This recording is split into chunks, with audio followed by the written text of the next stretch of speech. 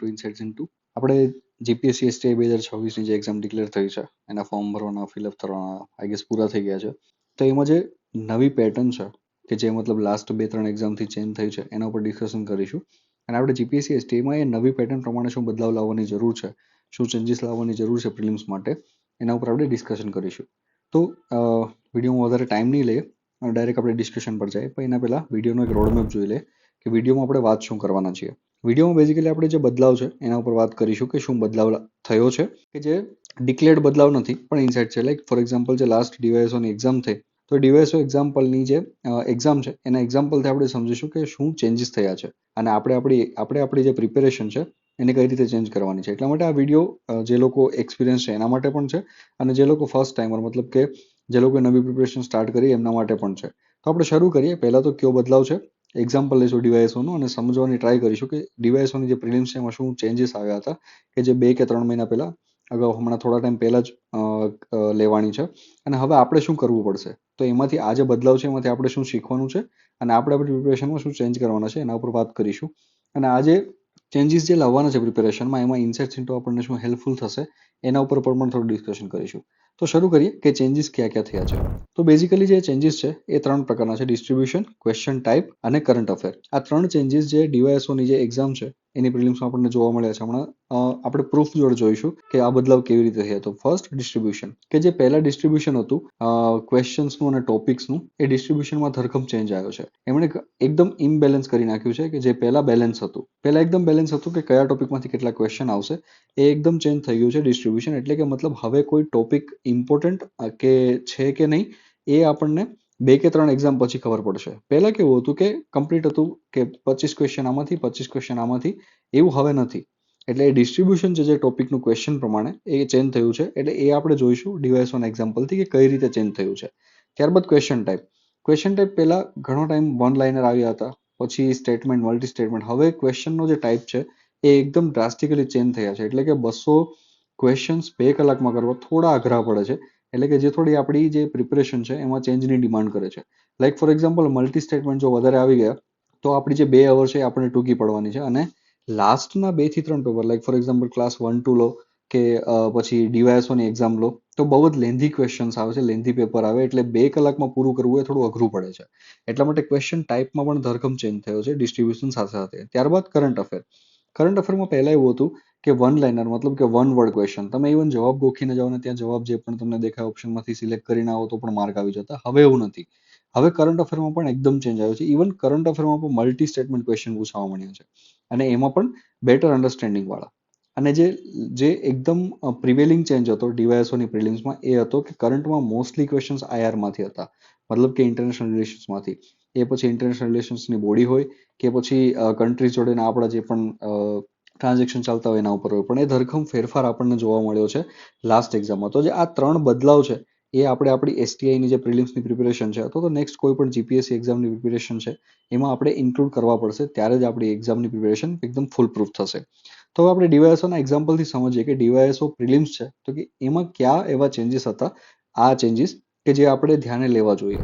તો first of all distribution. તો તમે અહીંયા જોઈ શકો છો કે આ જે ટોપિક્સ છે એ ટોપિક્સનું ડિસ્ટ્રીબ્યુશન પહેલા આવી રીતે હતું કે ઇકોનોમિક્સમાંથી 25 ક્વેશ્ચન, પોલિટીમાંથી 25 ક્વેશ્ચન, જીઓગ્રાફીમાંથી 25, મેથ્સ 25, એસએનટી મતલબ science and tech 25, science and ટેકમાં એન્વાયરમેન્ટ પણ આવી જતું હતું, science and tech 25, history, art and કલ્ચરના ટોટલ 50 ક્વેશ્ચન આવતા હતા અને કરંટના 25 ક્વેશ્ચન. તો આ જે ડિસ્ટ્રીબ્યુશન છે એકદમ ચેન્જ થઈ ગઈ અને આવું થઈ ગયું છે લાસ્ટ ડીવાયએસઓની એક્ઝામમાં. હવે તમે જુઓ આ જે ડિસ્ટ્રીબ્યુશન છે લાસ્ટ આઈ ગેસ 8 થી 9 એક્ઝામમાં 9 પ્રિલિમ્સમાં એવી રીતે ચાલતું હતું કે ફિક્સ છે કે 25 ઇકોનોમિક્સમાંથી, 25 પોલિટીમાંથી, 25 જીઓગ્રાફીમાંથી, આ ફિક્સ હતું. પણ નેક્સ્ટ એક્ઝામમાં આ સિસ્ટમ ચેન્જ થઈ ગઈ છે લાસ્ટ એક્ઝામમાં ડીવાયએસઓની. એમાં આવી રીતે હતું ઇકોનોમીમાંથી 38 ક્વેશ્ચન્સ. એટલે એકદમ વધારે છે કે તમારે ઇકોનોમિક ઘણા લોકો જે નેગ્લેક્ટ કરીને જતા એમના માટે બહુ જ નુકસાનદાયક છે. પોલિટી તો ઠીક છે, બધાને આવડતું હોય છે, બધા કરીને જતા હોય છે. જીઓગ્રાફીમાંથી 31, મેથ્સમાંથી 30, ઇટ્સ મોર બીકોઝ ઘણા લોકો મેથ્સ અને ઇકોનોમી છે તેને નેગ્લેક્ટ કરે છે. તો તેમના માટે જે ડીવાયએસઓની પ્રિલિમ્સ છે બહુ જ અઘરી હતી. સાયન્સ એન્ડ ટેકમાં સેમ ઇક્વલ છે. હિસ્ટ્રી એન્ડ આર્ટ એન્ડ કલ્ચરમાં એકદમ કોસ્ટ બેનિફિટ ઘટી ગયો છે.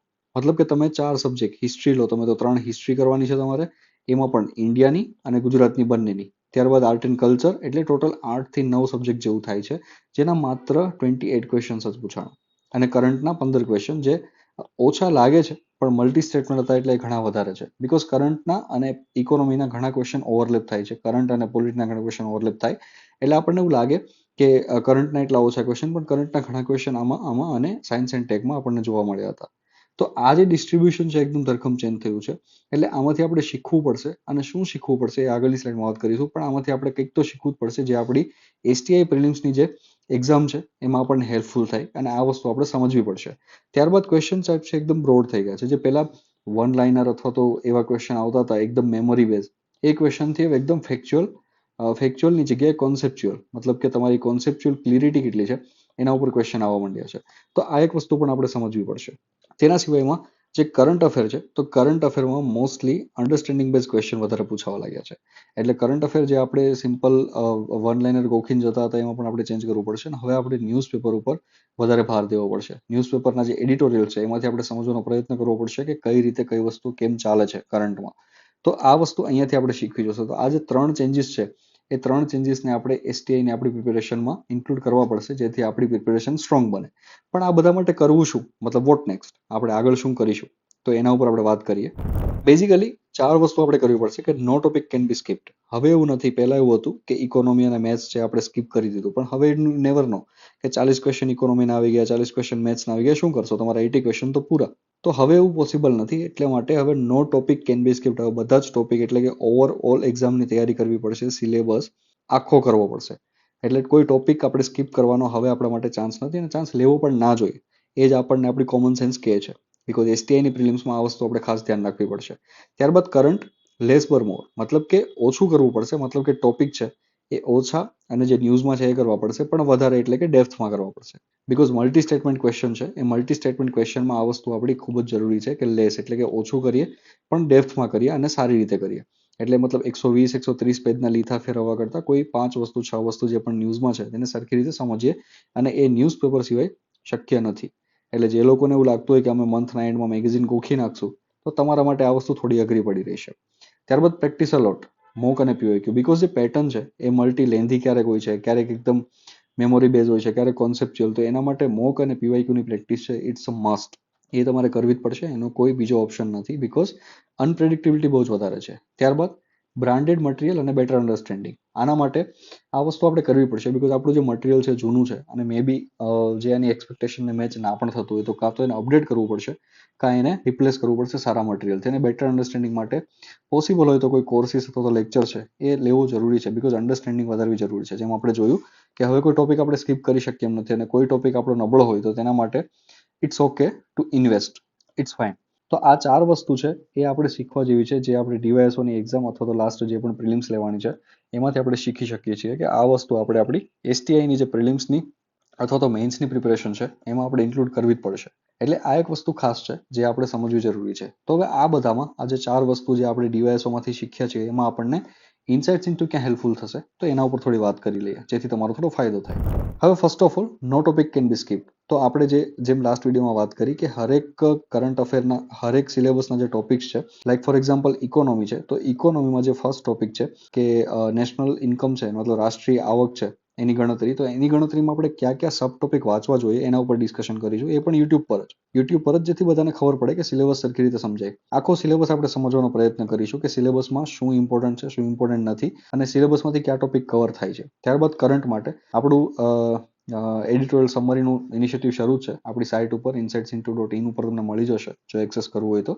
મંથલી 2 મંથલી ના પેકેજીસ છે, તમે જોઈ શકો છો, એ તમે સાઇટ પર વિઝિટ કરી શકો. પ્રેક્ટિસ અલોટ, મોક અને પીવાયક્યુ. મેં લાસ્ટ વિડીયોમાં પ્રોમિસ કર્યું હતું કે જે પીવાયક્યુ છે અથવા તો મોક છે એના માટે હું ફ્રી ફૂલ લેન્થ મોક આપવાનો પ્રયત્ન કરીશ કે બધા એને અટેમ્પ્ટ કરી શકે આપણા પોર્ટલ પર. એટલે પોર્ટલને ચેક કરતા રહેજો, અને અપડેટ માટે ચેનલને જોઈન કરી લો, કારણ કે એટલીસ્ટ 5 ફૂલ લેન્થ મોક એસટીઆઈ પ્રિલિમ્સ માટે હું ચોક્કસથી પ્રોવાઈડ કરીશ, એ પણ ફ્રીમાં.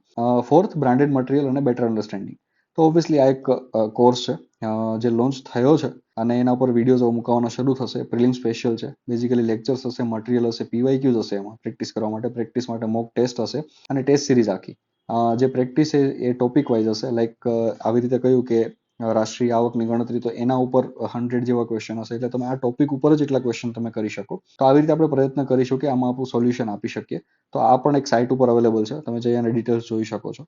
તો એટલી વસ્તુમાં તમને ઇન્સાઇટ્સ ઇન્ટુ હેલ્થ થઈ જશે. ક્યાંક થોડુંક ફ્રી છે, ક્યાંક થોડુંક કોસ્ટ માટે છે, અને આ બધી વસ્તુ છે આપણે ફ્રીમાં યુટ્યુબમાં, અને એના સિવાયના જે પણ આપણા વિડીયોઝ છે જે અત્યારે તમે જોઈ રહ્યા છો, એવા જે ગાઈડન્સ વિડીયો છે એ ઓલવેઝ અવેલેબલ હશે. અને પોસિબલ હશે તો હું મારું ઈમેલ પણ એમાં મેલ કરી દઈશ, જેથી કરી તમને જે પણ ઇસ્યુ હોય એ તમે મેલ કરી શકો છો, અથવા તો આ ચેનલ પર જઈ અને તમે ત્યાંથી એડમિનનો કોન્ટેક્ટ શોધી શકો છો. ત્યાં એડમિનનો કોન્ટેક્ટ ત્યાં ડિસ્ક્રિપ્શનમાં જ આપેલો છે. તમે ટેલિગ્રામનો મેસેજ પણ કરી શકો છો, મેલ પણ કરી શકો છો. તમારા જે પણ ઇસ્યુઝ છે તમે જણાવી શકો છો. અને નેક્સ્ટ વિડીયો માટેના જે આઈડિયાઝ છે કે ભાઈ તમને આ ક્વેશ્ચન છે, આના ઉપર વિડીયો બનાવો, તો જે પણ એક્સપિરિયન્સ છે એક્સપિરિયન્સને સમરાઇઝ કરી અને તમારી પ્રિપેરેશનને ઇઝી કેમ બનાવવી એના ઉપર આપણે ફોકસ કરીશું. તો આ આવતો આપણો જીપીએસસી એસટીઆઈ માટેનો સેકન્ડ વિડીયો. અને આપણે ડિસ્કસ કર્યું કે કઈ રીતે જે પેટર્ન છે એ આપણે ચેન્જ થઈ છે ને આપણી પ્રિપેરેશનમાં એને ઇન્ક્લુડ કરવાની છે. તો બસ આજ માટે એટલું જ. ચેનલને સબસ્ક્રાઇબ કરો અને ફોલો કરો વધુ અપડેટ માટે. Thank you.